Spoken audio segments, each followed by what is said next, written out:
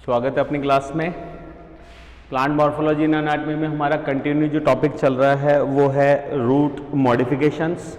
और root modification में हमारा टॉपिक हमने कंप्लीट कर लिया, मॉडिफाइड टाइप ऑफ रूट्स। ठीक है, अब इसी में हमारा टॉपिक था मॉडिफाइड रूट के साथ साथ उनकी स्ट्रक्चर्स भी। ठीक है, तो हमारा अभी जो हॉट टॉपिक चल रहा है वो मॉडिफाइड रूट है। तो हम यहाँ पे क्या कर रहे हैं, structures, internal structure,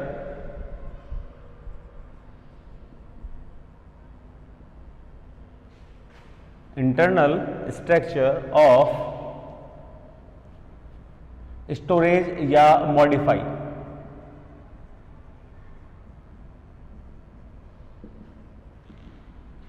modified roots.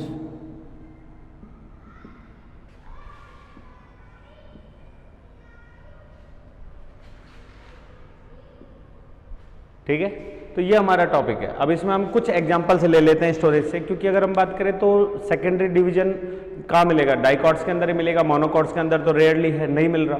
तो ऐसे में जो हमने टैप रूट सिस्टम के क्या बोलते हैं टाइप्स देखे थे, उन्हीं रूट्स की कुछ सेक्शंस में हम यहाँ पे देख लेते हैं। जैसे कि मेलनी फॉर्म में देख लेते हैं, फ्यूजी फॉर्म में देख लेते हैं, कॉनिकल में देख लेते हैं, ठीक है, नैपी फॉर्म में देख लेते हैं, चुकंदर टाइप में, अलग अलग टाइप के। तो जैसे फर्स्ट एग्जाम्पल अगर अपन यहाँ पे ले तो हमारे पास एग्जाम्पल आता है किसका, गाजर का, ड्यूकस का। ड्यूकस कैरोटा, ड्यूकस कैरोटा गाजर। ज्यादा इसके स्ट्रक्चर में हमारे पास कुछ है नहीं। एक्चुअली में क्या हो रहा है कि अगर हम एक गाजर का टीएस, मैच्योर गाजर के टीएस की बात करें और उसकी इनिशियल स्टेज की बात करें, तो इनिशियल स्टेज के अंदर जो उसमें डेवलपमेंट हो रहा है वो इनके अंदर कौन सा है, टेट्रार्क, और ये हो गया उनके अंदर फ्लोएम, दैट इज पीएच और दैट इज जाइलम। ठीक है, ये हो गया कॉर्टेक्स एंड एंडोडर्म। क्लियर है। इसी को अगर अपन मैच्योरिटी की तरफ चले तो कॉर्टेक्स एंड एपिडर्मिस या एंडोडर्मिस, जिसको हम एपिब्लेमा कह रहे हैं, उसकी जरूरत नहीं है, दैट इज एंडोडर्मिस। ये हो गई लेयर हमारी कौन सी, पेरिसाइकल। और इसके अंदर जो xylem and tissues and phloem tissues हैं वो अब एक तरीके से स्टोरेज लाइंस के रूप में, यहां पे कैसे थे, अलग अलग परिधि की ओर, लेकिन यहां पे इनका डेवलपमेंट कैसे हो रखा है, अब एक रिंग के रूप में।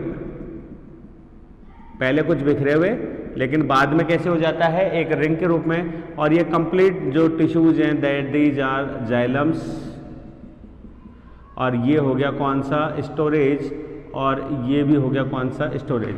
तो यहाँ पे that is phloem, that is xylem, लेकिन ये और ये सारी सेल्स जो हैं ये किस में आ गई, सेकेंडरी स्टोरेज टिश्यूज।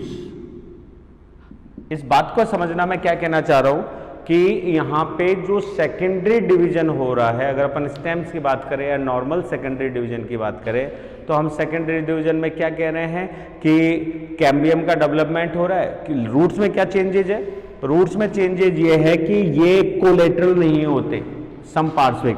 अर्थात ये सेक्शन तो कौन सा हो गया, फ्लोएम, और ये सेक्शन कौन सा हो जाता है, जाइलम। और जाइलम में भी मेटा जो है वो बाहर मिलेगा और प्रोटो जो है उल्टा हो गया, सही है। प्रोटो जो है वो कहां मिलेगा, अंदर की ओर, उल्टा कर दिया। प्रोटो जो है वो बाहर और मेटा जाइलम जो है वो कहां मिलेगा, अंदर की ओर, that is exact, that is exact condition. Clear है।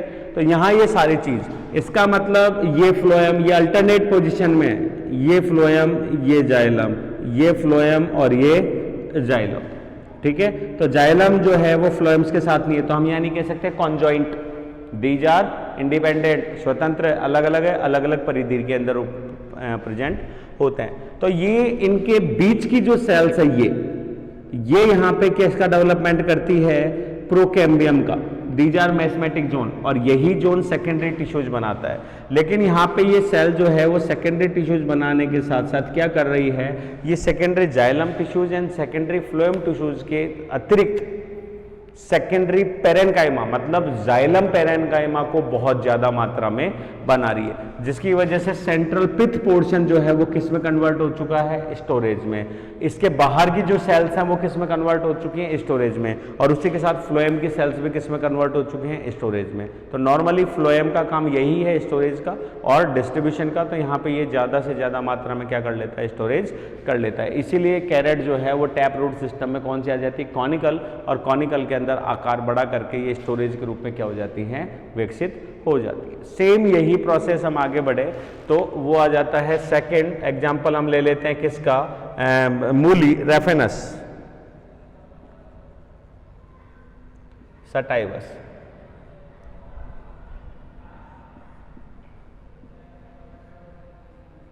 मूली की हम बात करें तो ये कॉनिकल में है और ये टैप में है, कोई बहुत बड़ा अंतर नहीं है, केवल एक स्ट्रक्चर का अंतर है, लेकिन डेवलपमेंट थोड़ा सा अंतर है, सेम ही है।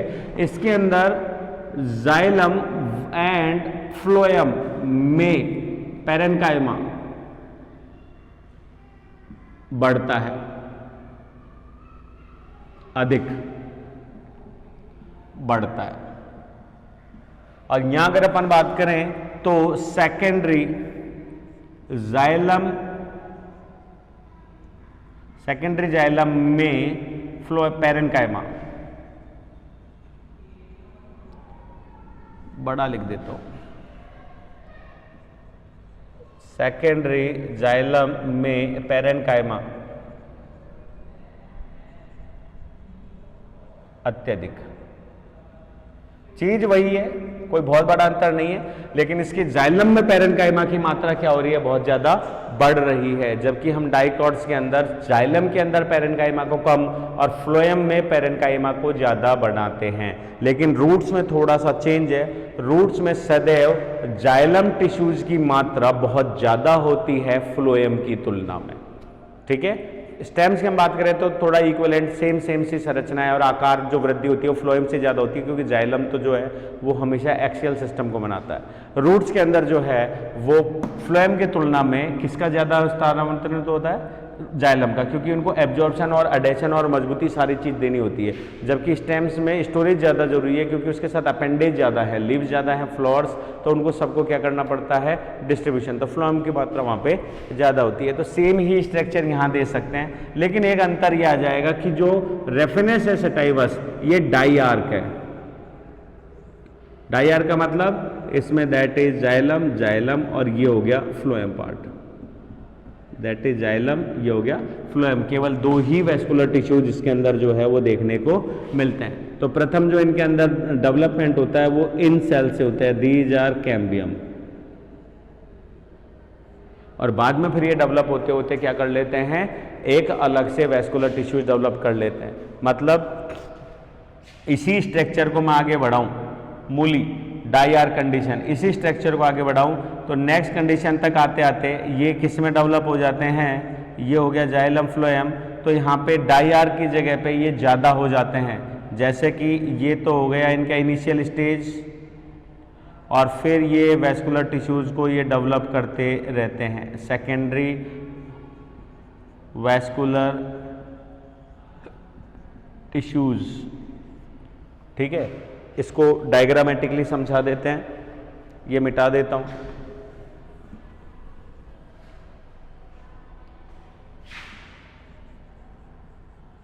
दैट इज एपिडर्मस, जिसे हम यहाँ पे एपिब्लेमा बोलेंगे। ये हो गई कॉर्टिकल सेल्स जो कि लूजली अरेंज होती हैं। अगर अपन यहाँ बात कर रहे हैं मूली की, तो इनमें एरेनकाइमा नहीं है, ये लूजली अरेंज जरूर है, और इसके अंदर स्क्लेरेनकाइमा का डिपोजिशन ज़्यादा होता है। इसी वजह से इनकी टिश्यूज़ को जब हम ब्रेक करते हैं तो आवाज़ के साथ में टिश्यूज़ जो है वो ब्रेक होते हैं।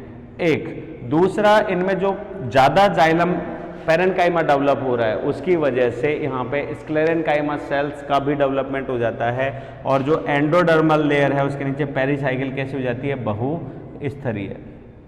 तो ये पेरिसाइकिल सेल्स की अगर अपन बात करें तो ये यहाँ पे कैसी डेवलप हो गई है, बहुस्तरीय। बहुस्तरीय भी है, जिसकी कोशिका भित्ति जो होती है वो कैसी हो जाती है, मोटी।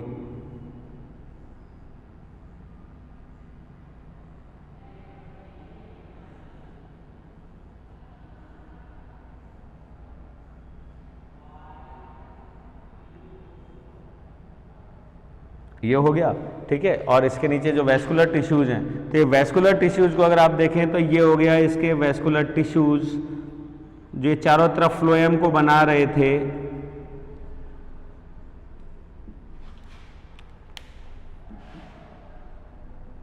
जो जाइलम से बना है ना, जाइलम पैरेन्काइमा जो बना है वो मृदुतकीय है, और अगली राउंड के अंदर वो क्या हो जाता है, एक तरीके से कभी कभी विविजोतकीय हो जाता है स्टोरेज की जगह पे।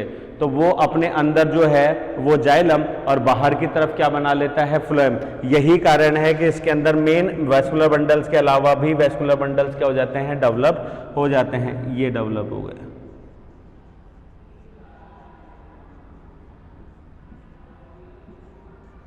तो यहां पे हमको वैस्कुलर बंडल्स के पैचेस के रूप में दिखाई देने लगते हैं।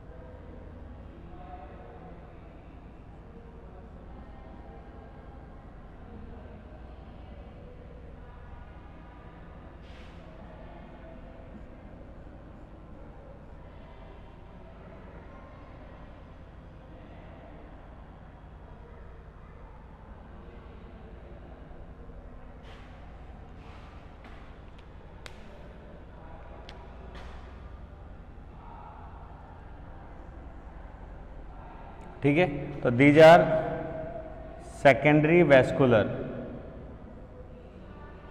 बंडल्स। क्लियर है। लेकिन यहां पे अगर अपन बात करें तो जो कैम्बियम है, ये मिटा देता हूं अब।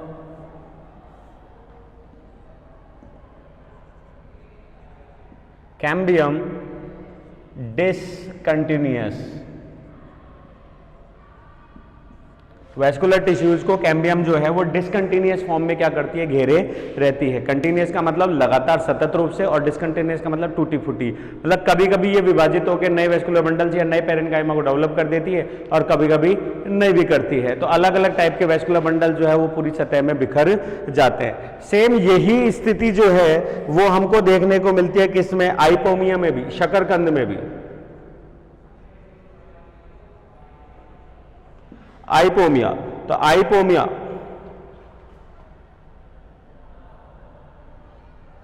बटाटस, शकरकंद, सेम। ठीक है, लेकिन क्या अंतर आ रहा है इसमें, कैम्बियम वैस्कुलर बंडल्स को कंप्लीट घेरे रहती है,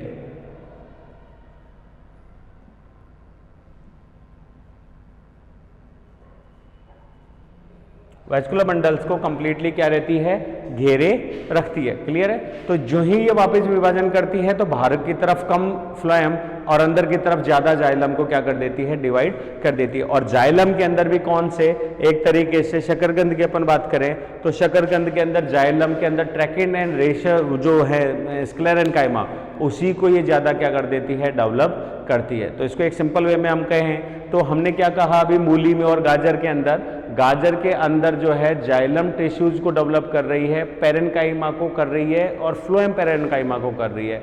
वहीं पे अगर अपन रेफरेंस की बात करें तो जाइलम में पेरेन्काइमा को ज्यादा डेवलप कर रही है।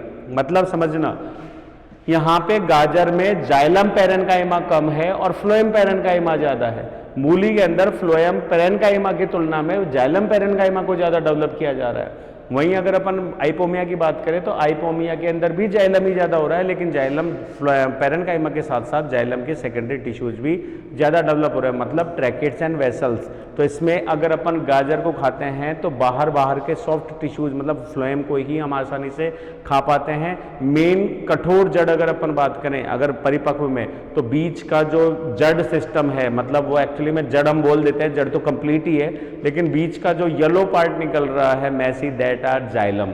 और उसके अंदर जाइलम वेसल्स एंड ट्रैकेट्स की संख्या क्या होती है, उच्च कोटि पे होती है।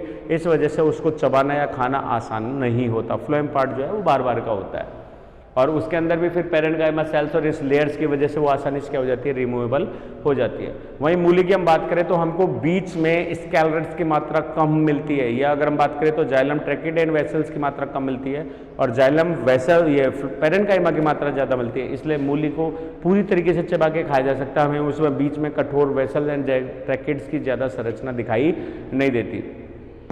शकरकंद की बात करें तो ये बीच में से जटिल संरचना है और इसका पेरेन्काइमा जो है मतलब फ्लोएम का, वो भी कैसा है, स्टोरेज और जटिल है। स्क्लेरेन्काइमा सेल्स आ रही है किसकी वजह से, ये रही एंडोडर्मिस के नीचे जो पेरिसाइकिल है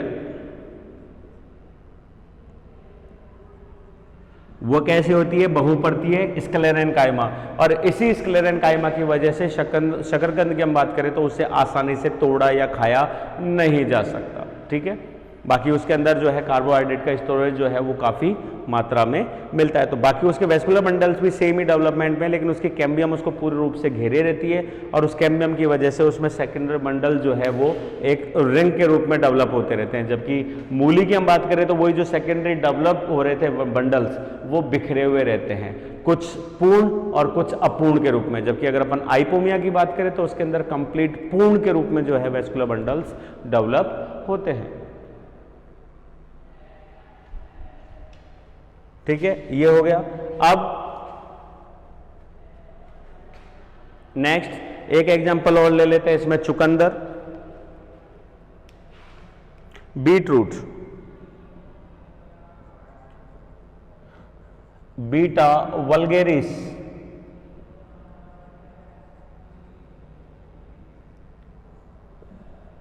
बीटा वल्गेरिस चुकंदर,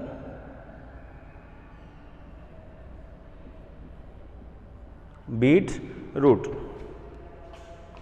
क्लियर है।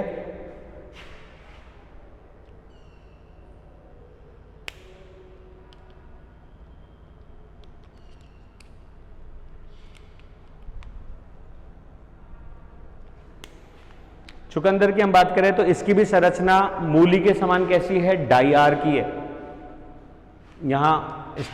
यहां बना देता हूं चुकंदर,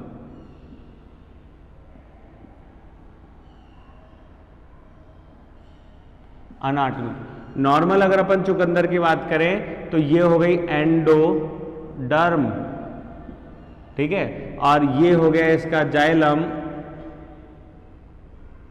और ये हो गया इसका फ्लोएम, दैट इज जाइलम, और ये हो गया फ्लोएम प्राइमरी। कैसे हो गए, डाइआर्क। दैट कंडीशन इज डाइआर्क कंडीशन। क्लियर है। अब इसी को ही अगर हम आगे बढ़ाएं डाइआर्क कंडीशन में, तो डाइआर्क के अंदर यहां पे डेवलपमेंट स्टार्ट होता है, ये रहा और ये रहा, दैट इज कैम्बियम, वही मूली के समान, लेकिन उसमें वृद्धि कैसे हुई, अनियमित।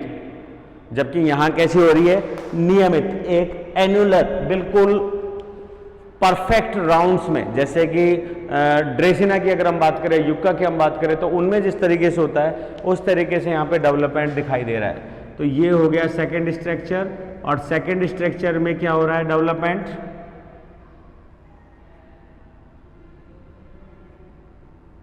सेकंड स्ट्रक्चर के अंदर ये जो रिंग डेवलपमेंट हो रहा है, इसकी वजह से ये तो हो गया प्राइमरी वेसल्स, मतलब जाइलम एंड फ्लोएम्स, और ये कुछ अवशेषी हो गया फ्लोएम, और ये बाहर की तरफ हल्का सा क्या डेवलपमेंट हो गया, पूरी की पूरी रिंग। इस रिंग ने कंप्लीटली क्या कर लिया, घेर लिया, और घेर कर यहाँ पे क्या बना दिए हैं, secondary vascular bundles.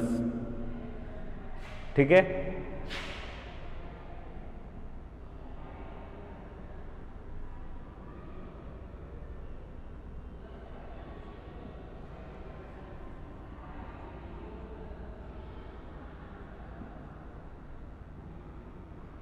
Secondary vascular bundle ring कर देता हूं, RING। यहां एक चीज ध्यान रखना, अगर अपन रेफरेंस की बात कर रहे हैं तो ये डाइआर्क है, और अगर अपन आइपोमिया की बात करें तो ये पेंटार्क है, और पेंटा से ज्यादा ही। लेकिन जब हम परिपक्व की संरचना खोलते हैं तो पेंटा से ज्यादा मिलता है, मूली में भी और इसमें भी। लेकिन इनकी प्राथमिक संरचना कैसी है, डाइआर्क और पेंटार्क। वहीं चुकंदर की भी कैसी है, डाइआर्क, द्वि आदिदारु। अब अगर अपन इसी की संरचना को देखें वृहद रूप में चुकंदर की, तो ये तो हो गए इसके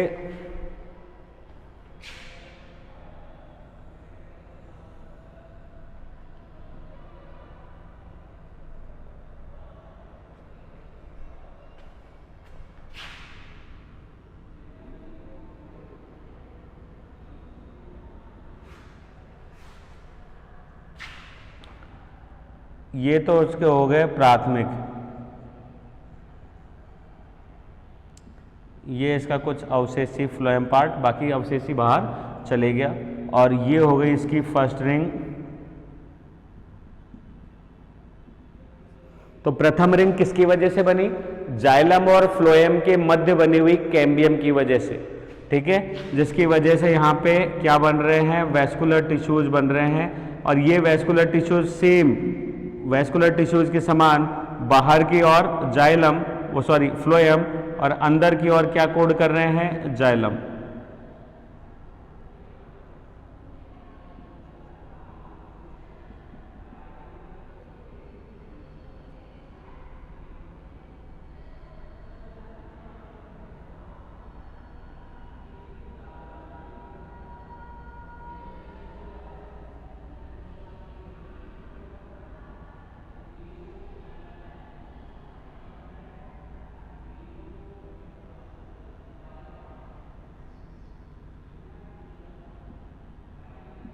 ठीक है, तो ये हो गए वेस्कुलर टिश्यूज। इन वेस्कुलर टिश्यूज की हम बात करें तो ध्यान रखना, अभी तक हमने कहा कि स्वतंत्र है, लेकिन ये कैसे बन रहे हैं, सेकेंडरी वेस्कुलर की अगर हम बात करें चुकंदर में, तो ये कैसे बन रहे हैं, कॉन्जॉइंट कोलेटरल, साथ साथ बाहर फ्लोएम, अंदर जाइलम। जाइलम मात्रा ज्यादा, मतलब फ्लोएम की, वो सॉरी पेरेन्काइमा की, और क्या बोलते हैं ट्रैकेड वेसल्स की कम, एंड फ्लोएम की मात्रा क्या हो रही है यहाँ पे, कम हो रही है। दूसरी रिंग लगातार डेवलपमेंट से, ये है एनुअली, पेरिनियल नहीं है, ठीक है। लेकिन दूसरी रिंग, पहली रिंग किससे बनी, जाइलम और फ्लोएम के बीच से। दूसरी रिंग किससे डेवलपमेंट हो रही है, बाहर की फ्लोएम सतह है, ये फ्लोएम की वजह से दूसरी रिंग। और इसके ऊपर वापस वही वेस्कुलर टिश्यूज, जो कि अब जितने नए बनते जाएंगे उतना आकार जो है क्या हो जाएगा, बड़ा होता जाएगा।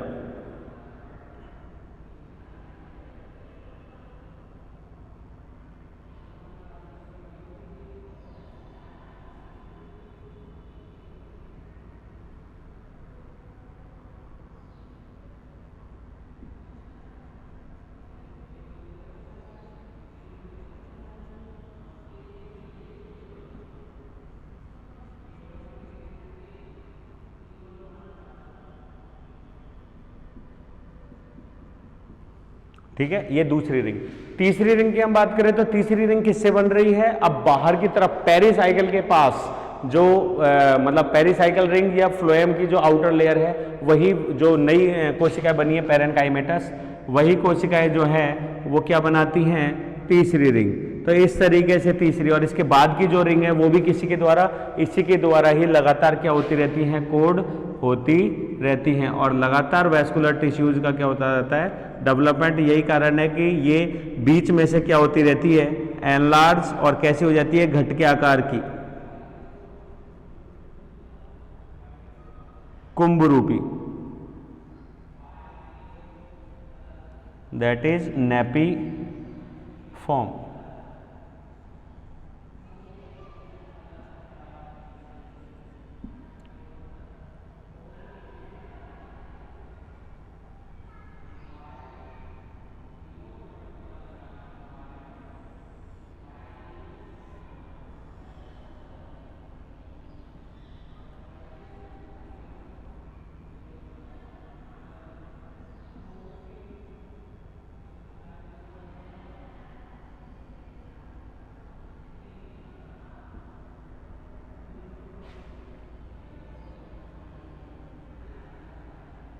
ये हो गई पेरिसाइकल लेयर्स। तो यहाँ इसको मिटा देता हूँ, यहाँ हम नाम लिख सकते हैं बीट रूट में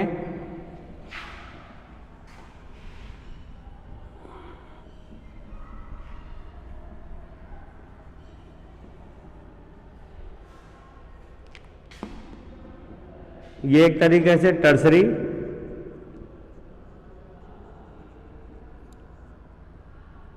कैम्बियम,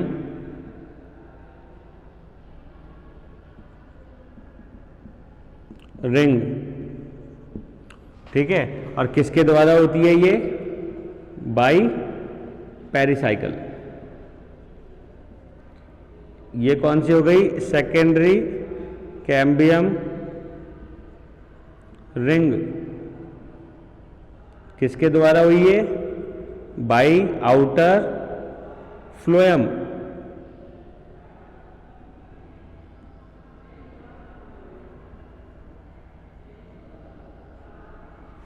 ठीक है। इसकी अगर अपन बात करें तो ये हो गया प्राइमरी कैम्बियम रिंग, और ये किसके द्वारा कोड हुई? बाई जाइलम एंड फ्लोएम के बीच में से इंटरकैलरी पेरेनकाइमेटस सेल्स के द्वारा।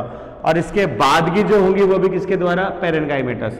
तो यहाँ पे सिंपल जो अंतर आ रहा है दो, कि ये रूट कैसी है? डाइआर्क, लेकिन अब हमें कैसी दिख रही है? पॉलीआर्क। ठीक है। दूसरा, इनके वेस्कुलर टिश्यूज नॉर्मल हम बोले तो दोनों अलग अलग है, और यहाँ पे वेस्कुलर टिश्यूज कैसे हो गए? कॉन्जॉइंट एंड कोलेटरल, संयुक्त और समद्विपार्श्विक, मतलब द्विपार्श्विक नहीं, हाँ समद्विपार्श्विक, समपार्श्विक, समद्वि नहीं बोलेंगे, समपार्श्विक, कोलेटरल। ठीक है, दैट इज बीट रूट या चुकंदर की रूट। तो ये अंदर के मॉडिफिकेशंस। अब मॉडिफिकेशंस में एक इंटरनल स्ट्रक्चर हम पढ़ लेते हैं अलग से, जिसको हम बोलते हैं रेस्पिरेटरी टिश्यू, जैसे कि न्यूरोस्पोरा। तो इस प्रकार की जो रूट्स हैं ये मार्सी मतलब दलदली, रेस्पिरेटरी रूट जो है दलदली क्षेत्रों में, ऐसी मृदा जहां पे सदैव वाटर लॉगिंग कैपेसिटी, इसको नोट डाउन कर लीजिए एक बार। तो ऐसी मृदा जहां पे सदैव वाटर लॉगिंग कैपेसिटी बहुत ज़्यादा होती है, मृदा के अंदर ऑक्सीजन लेवल बहुत ही कम होता है, उसके अलावा कुछ मतलब टॉक्सिक सब्सटेंस की मात्रा भी बढ़ जाती है, मार्सी है। तो यहाँ पे H2S गैस, कुछ टॉक्सिक गैसेज की मात्रा बढ़ जाती है, जो कि रेस्पिरेशन को क्या करती है? इनहिबिट। तो ऐसे में प्लांट्स का सर्वाइव करना इम्पॉसिबल है। तो इन प्लांट्स ने अपने आप को क्या कर लिया? मॉडिफाइड। और इस मॉडिफिकेशन के सेशन में उन्होंने अपने आप को क्या कर लिया है कि उनकी जो रूट्स हैं, उनका स्टेम तो वैसे भी बाहर है, तो वो तो रेस्पिरेशन में आदान प्रदान कर लेता है गैसेज से, लेकिन वो सफिशिएंटली रूट तक नहीं आ रहा, क्योंकि रूट्स को अपने रेस्पिरेशन के लिए खुद की श्वसन क्रिया चाहिए, क्योंकि श्वसन के लिए हमें धूप की या क्लोरोप्लास्ट की आवश्यकता नहीं होती। श्वसन के लिए हमें जरूरत है रॉ मटेरियल की और ऑक्सीजन की उपस्थिति की।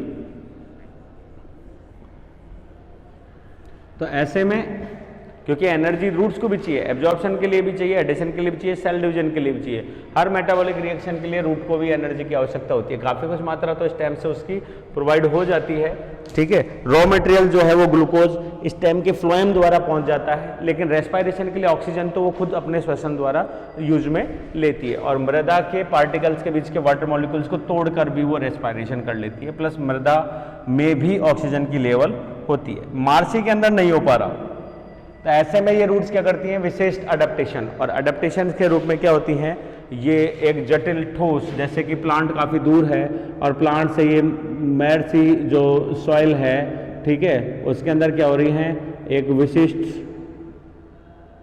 रूट्स के रूप में निकलती हैं, और इनके ऊपर जो होता है वो दैट इज दिखता ही नहीं है, वैसे कहने में हम पोर कह सकते हैं, अनेक छिद्रित संरचना होती है इसमें, दैट इज एयर पोर्स, और ये संख्या में बहुत निकलती है, ठीक है। जटिल व ठोस संरचना होती है, रूट्स की तरह इतनी सॉफ्ट नहीं होती, ये हमें इतनी मतलब टिप के रूप में दिख रही है लेकिन इतनी सॉफ्ट होती नहीं है। तो इसकी स्ट्रक्चर्स के बारे में हम बात करते हैं।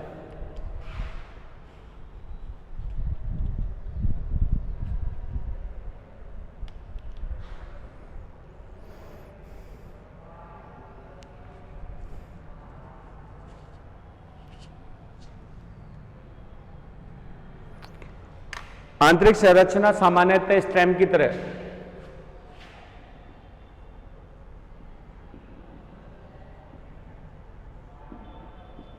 रेस्पिरेटरी,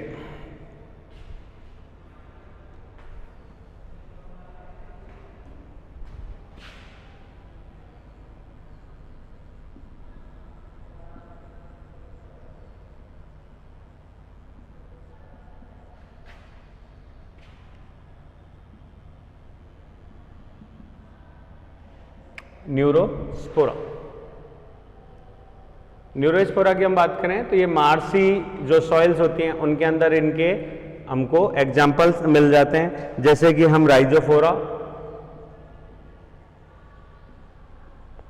एक एग्जाम्पल यहां पे दे सकते हैं हेरिटीरिया,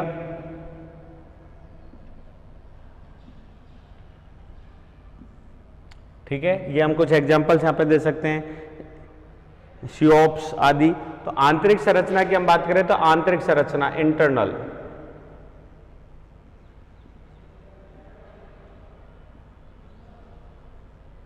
इंटरनल स्ट्रक्चर, आंतरिक संरचना।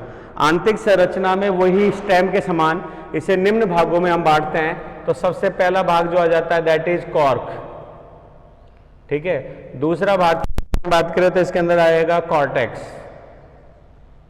तीसरे की वो आ जाती है पेरिसाइकल। चौथा भाग हमारा हो गया वही वेस्कुलर टिश्यू,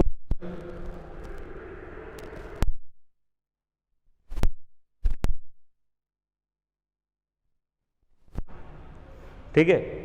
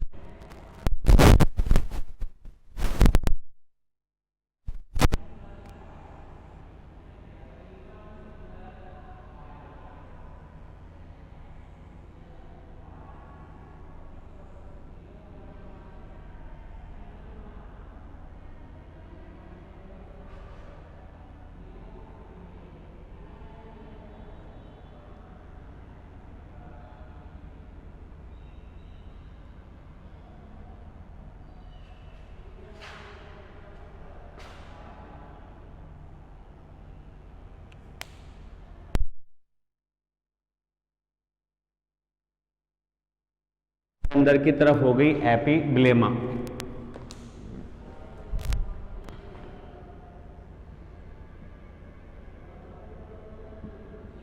ठीक है। ये सेक्शन हो गया कॉर्टेक्स, जिसकी सबसे आंतरिक लेयर कौन सी होगी, एंडोडर्मिस। एंडोडर्मिस के नीचे दैट इज पेरिसाइकल, ठीक है। और पेरिसाइकल में ये जो बाहर की संरचना हम दिखा रहे हैं डॉटेड, दैट इज फ्लोएम, एक रिंग्स के रूप में। In the secondary development that is phloem, ये कैम्बियम, ये हो गया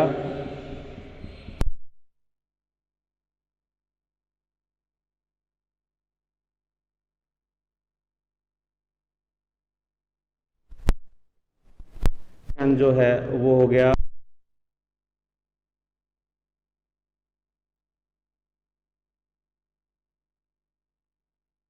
that is of TS of,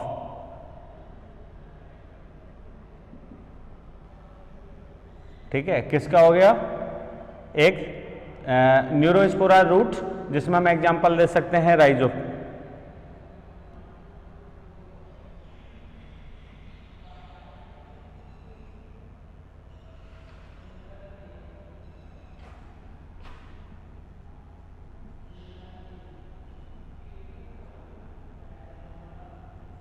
Rhizopus root, ये डायग्राम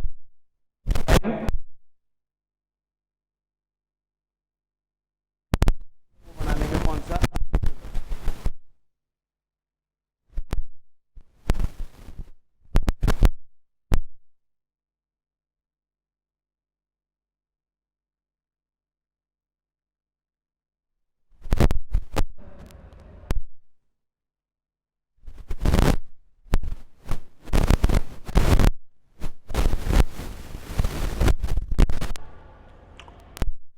सेम वही सारी चीज कॉर्टेक्स। तो कॉर्टेक्स जो है वो एक तरीके से केवल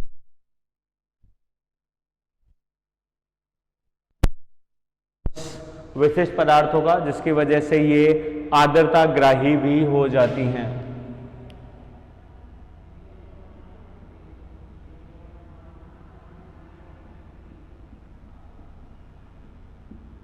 बनना कैसे होता है, जो कोर कैम्बियम की वजह से, कोर कैम्बियम सदा एक ही प्रकार की कोशिका काटती है, दोनों तरफ नहीं काटती, केवल कहाँ काटती है, अंदर की ओर। तो अंदर वाली जो कोशिका लेयर काटती है दैट इज एपीब्लेमा। अब इसको हम एपीब्लेमा या एपिडर्मिस भी नहीं कह सकते, क्योंकि अब ये सब हो गई है, अंदर आ चुकी है, ठीक है। तो दैट इज एक्चुअली में नोन एज एक्सो। तो एक्सोडर्मा मतलब सबसे बाहर वाली परत या कॉर्क के अंदर वाली, that is cork. Cork actually में है क्या, डर्मे कॉर्क कैम्बियम। इस कोशिका की वजह से कोशिका कटती है अंदर की ओर।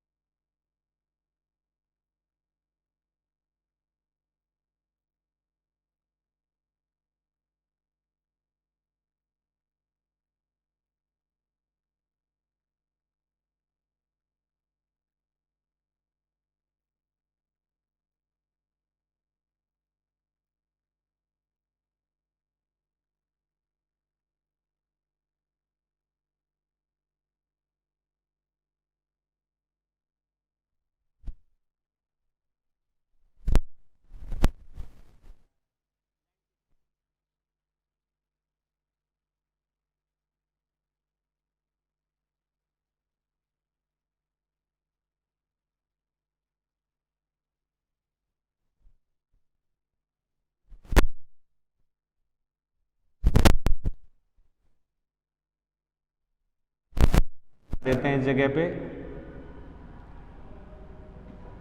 जिसकी वजह से बाहर से एक प्रोटेक्टिव अस्थायी लेयर्स के रूप में सेल्स जो हैं वो डेवलप होने लगती हैं।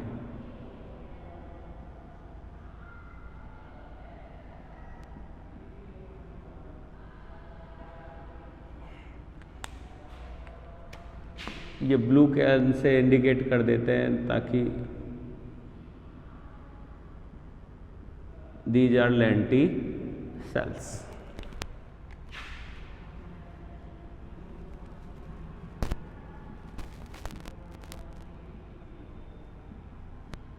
कंटिन्यूस ही होती है जगह पे, ऐसा नहीं है कि लेयर जो है ब्लैक या एग्ज।